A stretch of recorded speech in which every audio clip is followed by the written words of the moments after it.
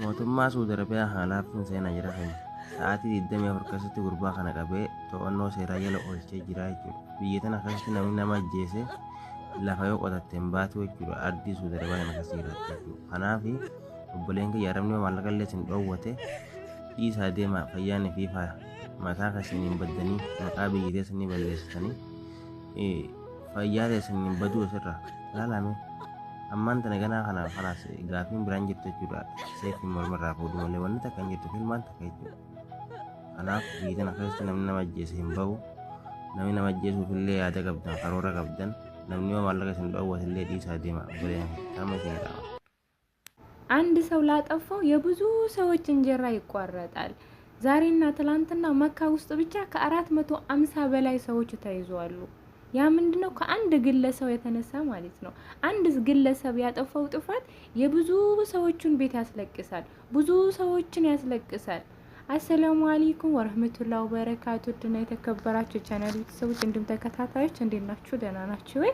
እኔ በጣም ደህና ነኝ አልሐምዱሊላህ። እናንተም ደህና እንድትሆኑ ተመኘሁላችሁ። ዛሬ የመጣሁበት ቪዲዮ ትላንትና አረብን በገደለው ልጅ ነው እና ያው ኢትዮጵያዊ ነው ተብሏል፣ ተደምድሟል።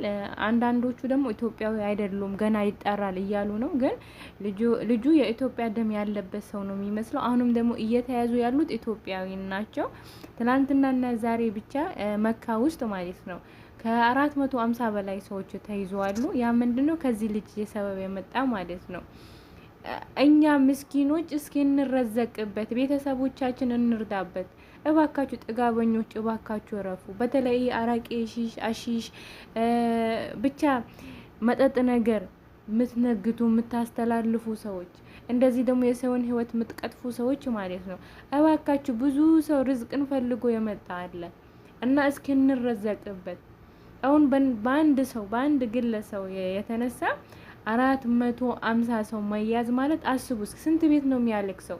ስንት ሰው ልጁን ቤተሰቡን ማለት ተረዝቆ የሚረዝቅ ሰው ነው ስደት ሀገር ኑሮ ማለት ነው። ለምንድን ነው? ቆይ እኔ እኮ ግርም የሚለኝ ከሀገር ስትመጡ ማለት የሀገርን ይዛችሁ ስደትም ሀገር አለ ብላችሁ ነው እንደዚህ የምታደርጉ ሰዎች እርግጠኛ ነኝ ሀገርም የፈጸማችሁት ነገር ነው።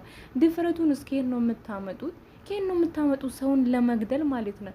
አይደለም የሰው ልጅ እኮ አይደለም ሰውን ለመግደል ማለት ነው። ትል ለመግደል ራሱ ይሳሳል። የተፈቀደለትን በግ ራሱ እረት ሲባል እኮ ሰው ያንቀጠቅጠዋል። የሚያንቀጠቅጠው ሰው አለ፣ ሐላል የሆነን ነገር ማለት ነው።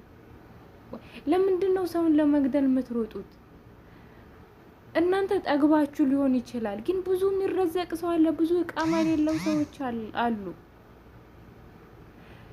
ስለዚህ እባካችሁ ተውን፣ እኛ እንረዘቅበት።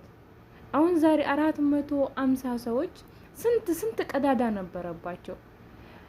ግማሹ በባህር የመጣ ሊሆን ይችላል፣ ግማሹ የሰው እዳ ሊኖርበት ይችላል፣ ግማሹ የልጆቹን ስንቅሶ የሚሰራ ሊሆን ይችላል፣ ቤተሰቡን የሚያስተዳድር ሊሆን ይችላል፣ ግማሹ ደግሞ ስራም ላይኖረው ይችላል። ያ ሁላ የመጣው ከአንድ ግለሰብ ነው ማለት ነው። እና ከእንደዚህ አይነት ሰዎች ጋር የምትኖሩ ራሳችሁን አርቁ፣ የምን ራሳችሁን አርቁ፣ ለሌላ ነገር ሳትዳረጉ ማለት ነው። እና ይሄ ልጅ በመያዙ እኔ በጣም ነው ደስ ያለኝ። እንደው የዚህ የሳውዲ አረቢያ ህግ እንደው ያ ረቢ ሀገር ገብተህ እንደዚህ ሰው የሚገድሉትን ባንዴ ይዘን በገደልከለን፣ ባንዴ ባንጠለጠልከለን። እንደው ያ ረቢ እኔ ምንም አልልም። ስነሳም ስተኛም የሳውዲ አረቢያ ህግ ሀገራችን ገብቶ እንደዛ እንዲሆን ነው የምፈልገው። በቃ ሀገራችን ሰላም ታገኝ ነበር፣ ሀገራችን ታድግ ነበር። የምር ሌባ ባይኖር፣ ይሄ ሰው መግደል ባይኖር፣ ሴት መድፈር በቃ እኛ እኮ አሁን እኛ ስደት ሀገር ምን ኖረው ያ ግርድና ምን ሰራው እኮ ማለት ነው ኃጢአታችን ስለበዛ ነው። እነሱ የሰሩት ግፍ ነው እኛ ላይ እየደረሰ ያለው። ምክንያቱም ኢትዮጵያ ላይ ማይደረግ ነገር የለማ። ሴት ትደፈራለች፣ ህፃን ትደፈራለች፣ ለአዛውንት ማያዝን ስንት ገገማ አለ። መጥፎ እንዳለ ሁሉ መልካም የለም አይደለም። ነገር ግን በቃ አለ አይደል በቃ ሊሆን እኔ እንጃ የምር እኔ ስለ ኢትዮጵያ አንዳንዴ ሀገራችን ስለሆነች ነው እንጂ በዚህ ነገር የምን እድሜ ልኬን ሳውዲ በኖርኩ ነው ማለት። ግን አለ አይደል የተወለዳችሁበት ነው በቃ ሀገራችሁን የፈለገ ምቾት ስደት ሀገር ላይ ቢመቻችሁ እንኳን ሀገራችሁን ሳታስቡ አትቀሩ። ግን በቃ አለ አይደል የሆነ ብቻ በቃ መጥፎም ሆና ሀገራችን ትኖርልን። ግን ደግሞ እንደዚህ አይነት ሰዎችን ደግሞ አላህ ያጥፋለን።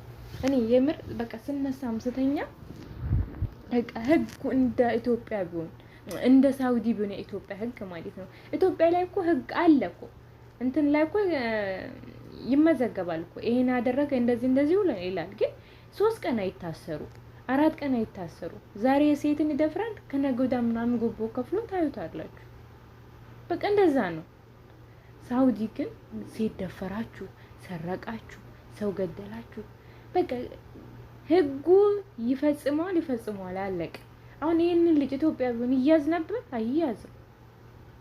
እኔ የምር የሳውዲ ሹርጣዎች ማለት የምር ቢይዙኝም ቢያስደነግጡኝም በቃ ይሄ ነገራቸው በጣም ነው የምወድላቸው። በቃ ስንት ሰው ዛታ ኢትዮጵያኑ ነው፣ ግን ስንቱን እስር ቤት አለ እና ከየትም ገብቶ ነው የሚይዙት። እና እባካችሁ ብዙ የሚረዘቅ ሰው በተለይ ደግሞ የምትጠነቀቁት ይሄ መጠጥ የሚባል ነገር የምታስገቡ ሰዎች አሁን ከትላንትና ወደ 4 ሰዎች ምናምን ተይዘዋሉ ከየመን ወደ መካ ሲያስገቡ ማለት ነው። በቃ ሐራም ነው አታስገቡ። ወንጀል ነው። በቃ የምትቀባበሉ ሰዎች ልትኖሩ ትችላላችሁ። እና እንደዚህ ነገር ካያችሁ የምር ጠቁሙ።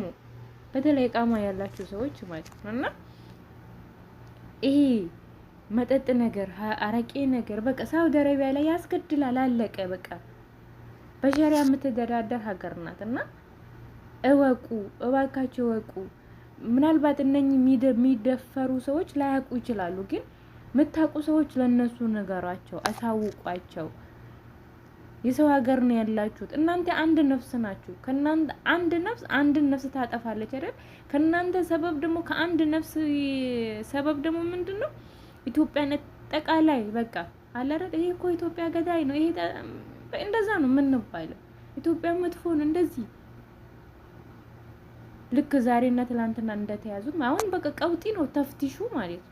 አትውጡ። በዚህ አጋጣሚ ግን መካና ጅዳ አካባቢ ያላችሁ ሰዎች ወደ ሱቅ ምናምን አትውጡ። በተለይ ኢጃዛ ቤት ያላችሁ ሰዎች ያው ሰበራ ምናምን አልጀመሩም፣ ግን ተፍቲሽ በጣም አለ መንገድ ላይ ምናምን እና ሱቅ እየገቡ ነው። ስለዚህ ሱቅ ላለማውጣት ሞክሩ። እቃማ ከሌላችሁ አርፋችሁ ቤት ተቀመጡ።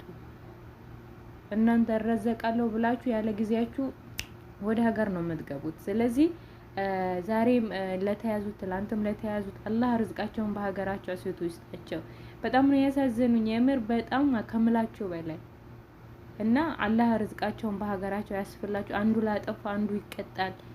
የምር በቃ አለ አይደል አንዳንዴ ከመጥፎ አትወለድ የሚባለው እውነት ነው። አንዱ ባጠፋው በቃ እኛ ሁላችንም ድምንስስስ ያደርጉናል። እና ለማንኛውም የዛሬ ቪዲዮ ይመስል ነበር። ላይክ አድርጉ ለሁሉም